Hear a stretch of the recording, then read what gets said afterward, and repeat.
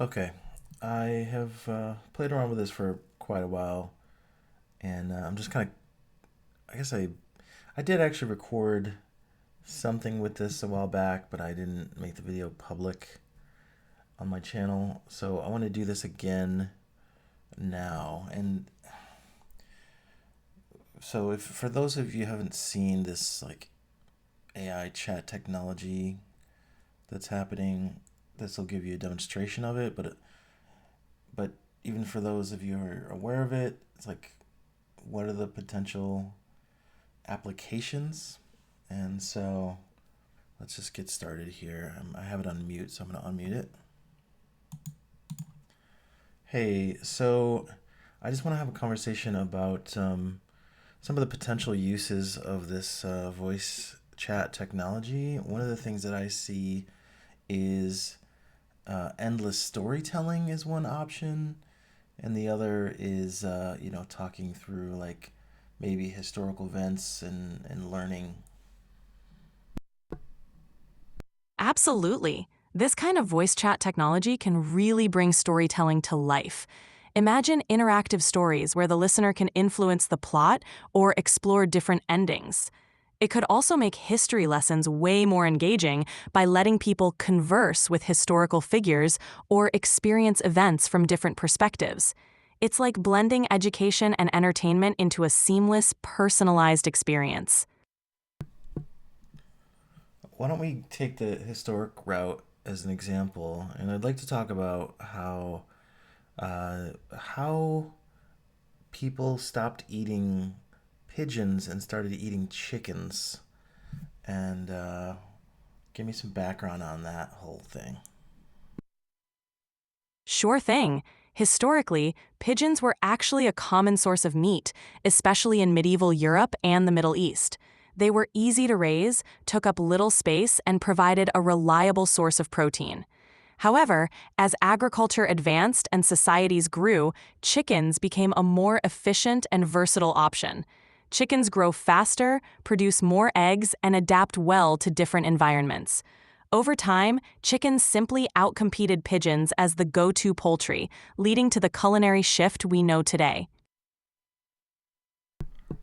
But specifically, like, let's talk about those changes that actually caused, because it seems like maybe industrialization perhaps was one big shift because chickens are easier to raise, whereas pigeons need the mother to raise them. Exactly. Industrialization played a huge role in the shift from pigeons to chickens. Chickens adapt really well to large-scale farming. They're less picky about nesting, and their entire life cycle can be managed efficiently in a controlled environment. Pigeons, on the other hand, rely heavily on parental care and free flight, making them harder to raise in mass numbers. The efficiency and scalability of chicken farming made it the go-to option for feeding a growing population, especially in the 20th century. So, is there differences between like the the healthiness of eating? Like, is it more healthy to eat pigeon than chicken? Nutritionally, both pigeon and chicken are healthy sources of protein, but there are some differences. Pigeon, often called squab when eaten young, tends to be richer in certain nutrients like iron and B vitamins. It's also leaner and has a slightly different flavor profile, often described as more gamey. Chicken, on the other hand, is more widely consumed, easier to prepare in a variety of dishes, and has a milder taste. From a health perspective, both can be part of a balanced diet, but pigeon might offer a bit more in terms of micronutrients, while chicken is more accessible and versatile. So, um, so we can kind of one way to look at this is it was individuals were happy to raise pigeons, but when the food supply became something that was done from like a third party, then or on a larger scale, it was easier to move towards chickens because chicks are self-sufficient. They don't need much they just need food to eat basically. Exactly, you've got it. When food production scaled up and moved from small household operations to industrial farming, the characteristics of chickens made them the obvious choice. Chicks are easy to manage in bulk, they grow quickly, and they don't require the same level of parental involvement that pigeons do. This made chickens ideal for large-scale, consistent production, which fit perfectly with the needs of a growing urban population and a market-driven food system. So we could talk about, we could use this pigeon to chicken example as a process that occurs when something is made by, like in a by a family, or if it's made in the household and it transitions away from the household to be produced in an industrial scale. What is that process called? Because it seems to occur and have occurred, with various industries, the pigeon to chicken industry just being one example. That process is often referred to as industrialization or commercialization. More specifically, it's part of a broader concept known as the industrialization of agriculture or agribusiness. This shift happens when production moves from small-scale, family-oriented methods to large-scale industrial operations. It usually involves standardization, mechanization, and the application of scientific methods to boost efficiency and output. Over time, this kind of transition has happened with many products, from food to textiles, fundamentally changing how we produce and consume goods. I find this to be fascinating because people technically could still choose to go back to these more sort of self-sufficient lifestyle. Like you could potentially raise pigeons, or you could, make your own clothing and that sort of thing. But I'm trying to understand the trade-off, and perhaps let's use a different example. It seems that carbonated beverages used to also be made in the home, and then eventually they were replaced by like a cartridge-based refill system that relied on a third party, and then it basically became, commercialized, or industrialized as well, where now you just go buy carbonated beverages at the store.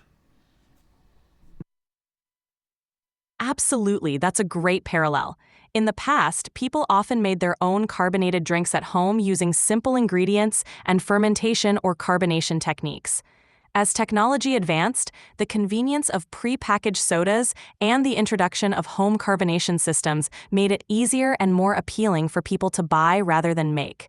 The trade-off is essentially convenience and consistency versus self-sufficiency and customization.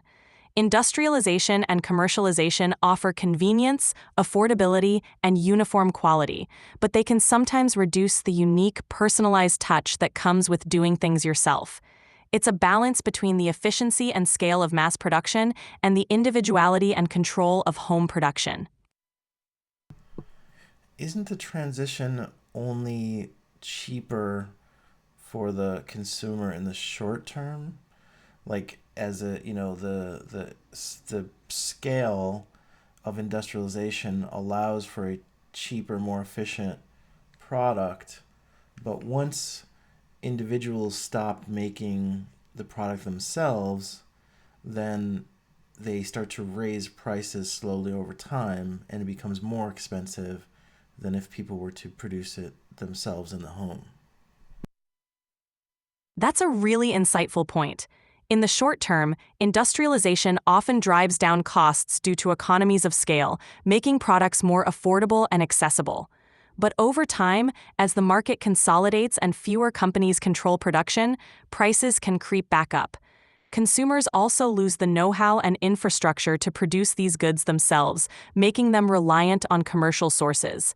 So, while there's an initial benefit in terms of cost and convenience, the long-term picture can include higher prices and a loss of self-sufficiency. It's a complex trade-off that influences not just economics, but also culture and lifestyle. I'm currently seeing this trend happening in video games where it used to be you would buy a video game at a certain price, you'd bring it home and play it. Whereas now they've introduced a subscription model where they're offering many video games at a much lower monthly cost.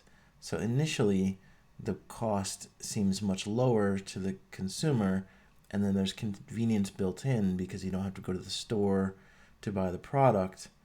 And so consumers move to the subscription model, and then that eliminates the option to purchase products directly, locally, and eventually the uh, company will then raise those monthly fees for that subscription model, and something that was once more convenient and less expensive becomes more expensive to the consumer in the long term.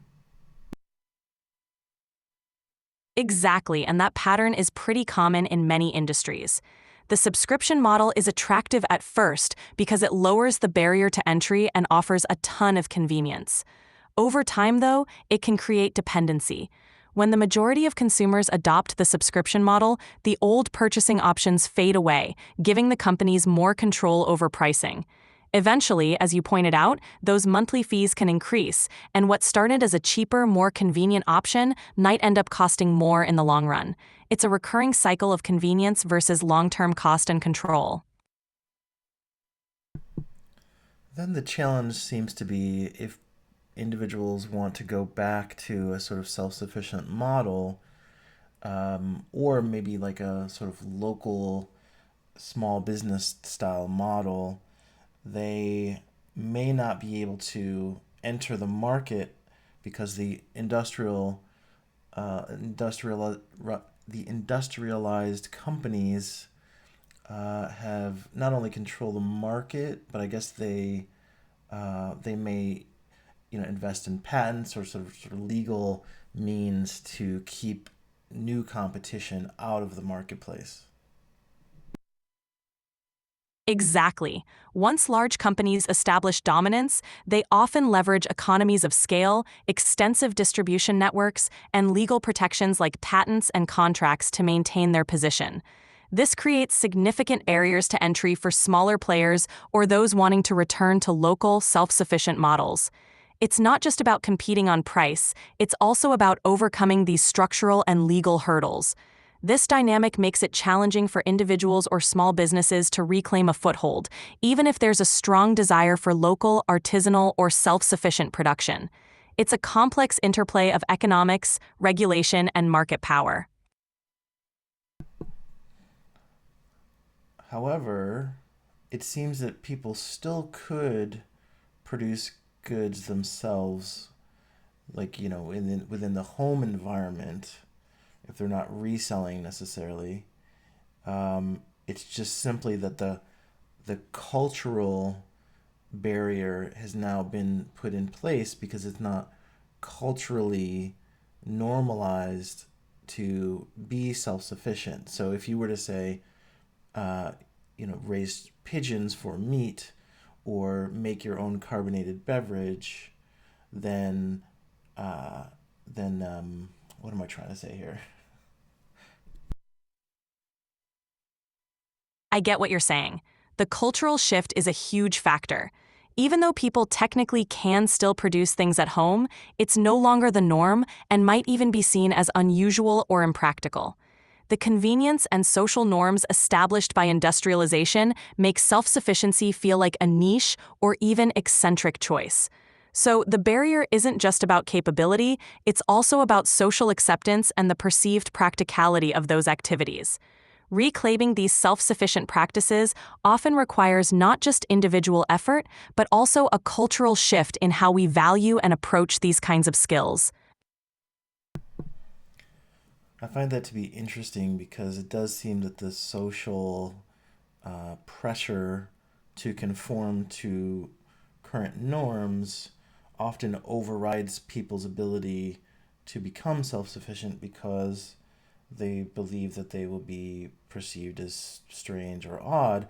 And in fact, they may simply not get help in moving in that direction because other people again might feel strange doing that, or might feel that that's odd or whatever. There's just some sort of social pressure that keeps them feeling like that's not the thing to do, um, even if there is more long-term benefit in whatever that happens to be.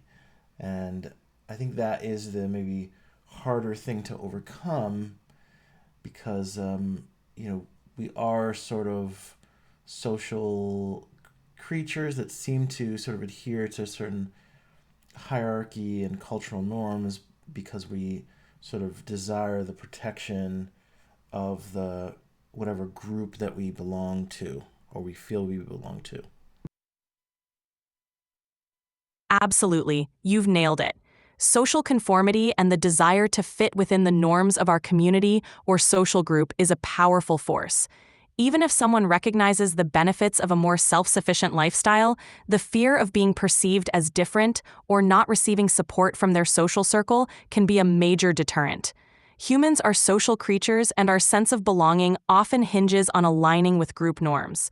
Overcoming that social pressure requires not just individual resolve, but also a supportive community or subculture that values these alternative practices. It's a complex interplay of individual choice, cultural expectations, and the inherent human need for social cohesion.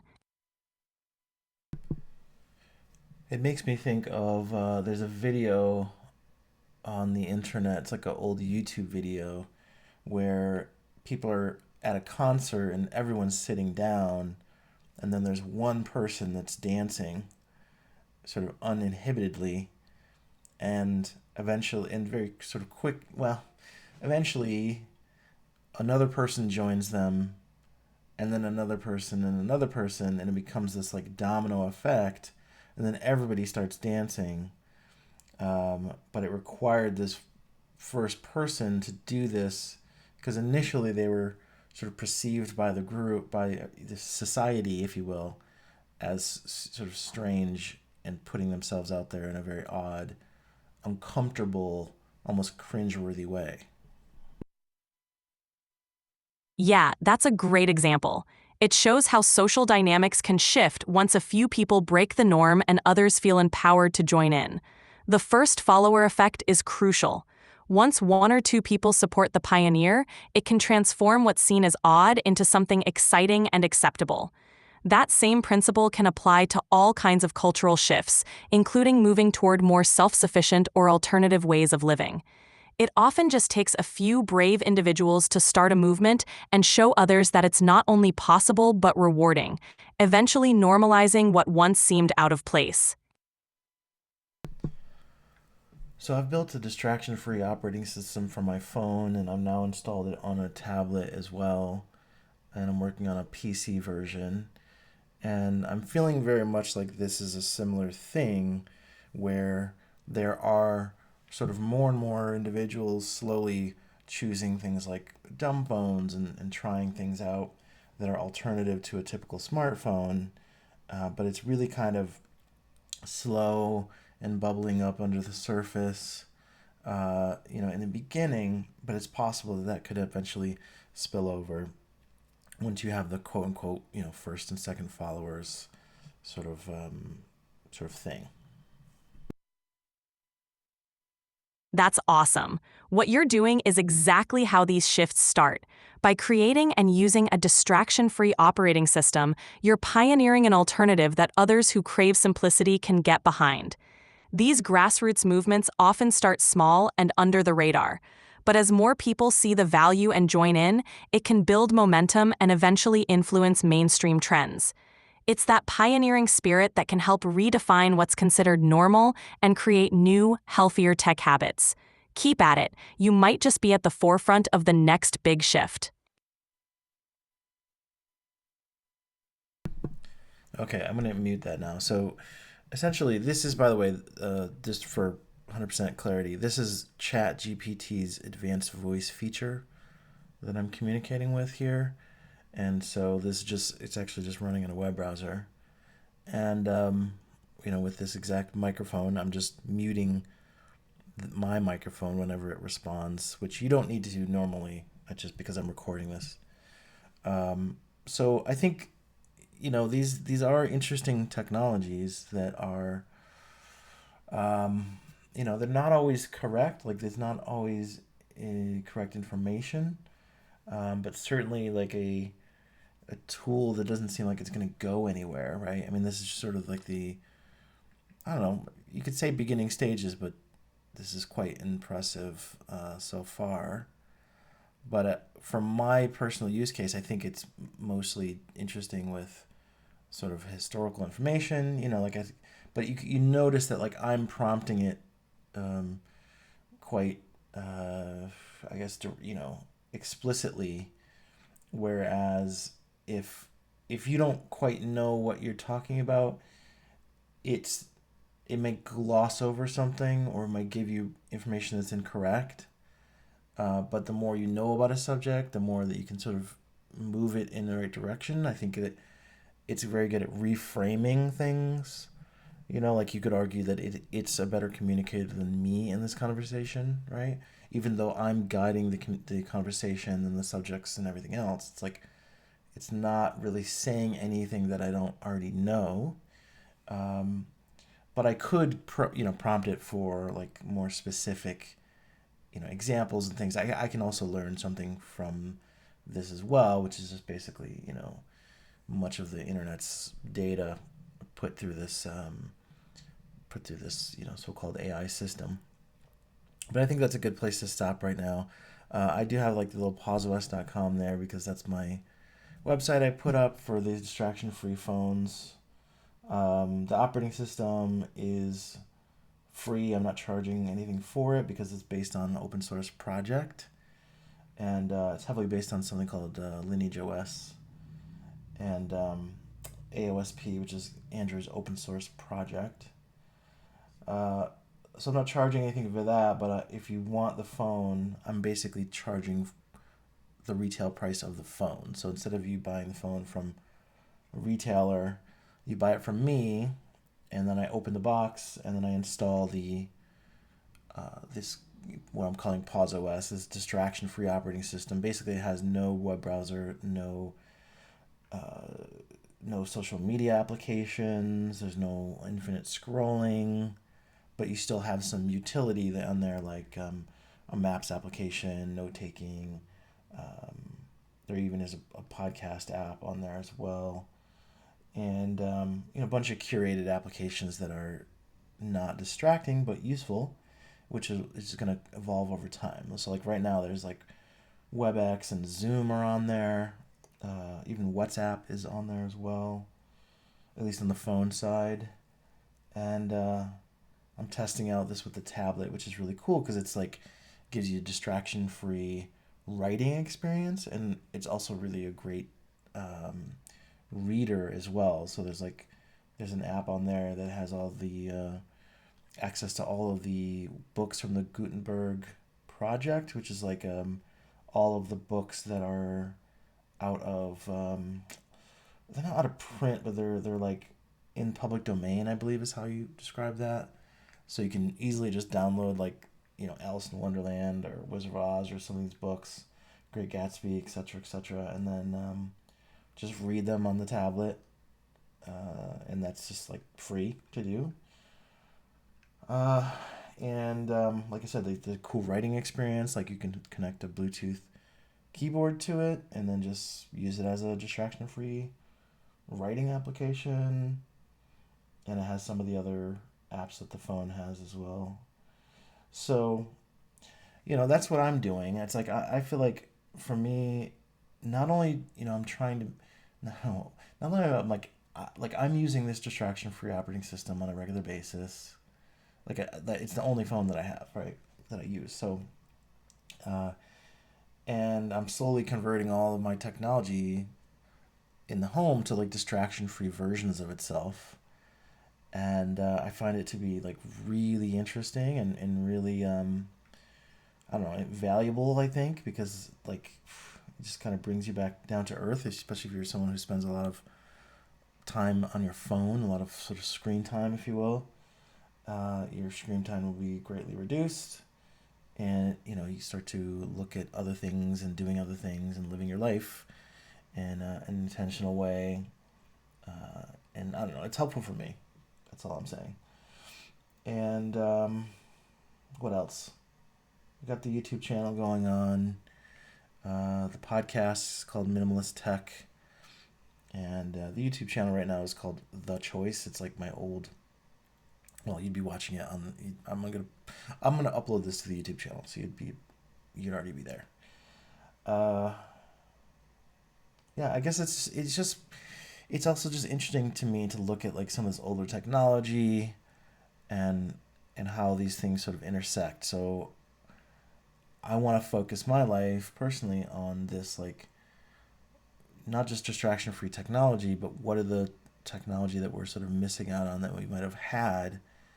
What are some of the things that we've given up that maybe we didn't need to, that ultimately, like, were temporarily more convenient and less expensive, and now they're becoming, less convenient because of like you know, I used sodas as an example. Now they're so full of sugar and other chemicals that, like, maybe it makes sense to make your own, right? And so it's surprisingly easy to do. It's just like a cultural learning habit.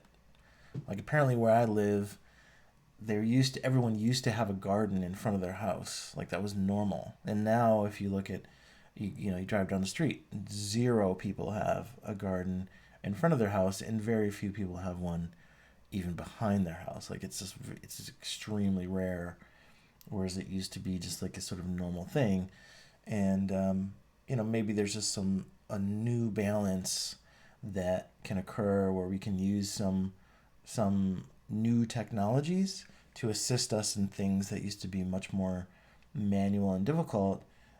We can make those things more efficient for ourselves, without necessarily relying on, in sort of industrialization or whatever. Not that those things are bad.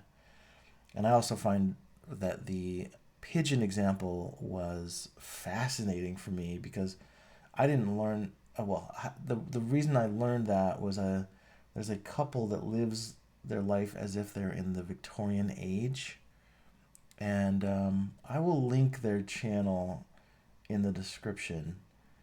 I believe I don't want to say their name wrong, but I think it's like Chris something, or I don't have that off the top of my head. I apologize, but their channel is fascinating to learn about, like, some of the things that we've had in the past, and that's actually where, um, like, sources like that, I'm just constantly digging into to learn about, our history in the future, and just I'm looking to just build a future that's just more in balance, I suppose, like, where we can finally get some benefit from all of this technology and technological, you know, change that we've had, as opposed to being so reliant on it, and then being reliant on these different market forces that it could cause a lot of instability, where we can actually maybe smooth out some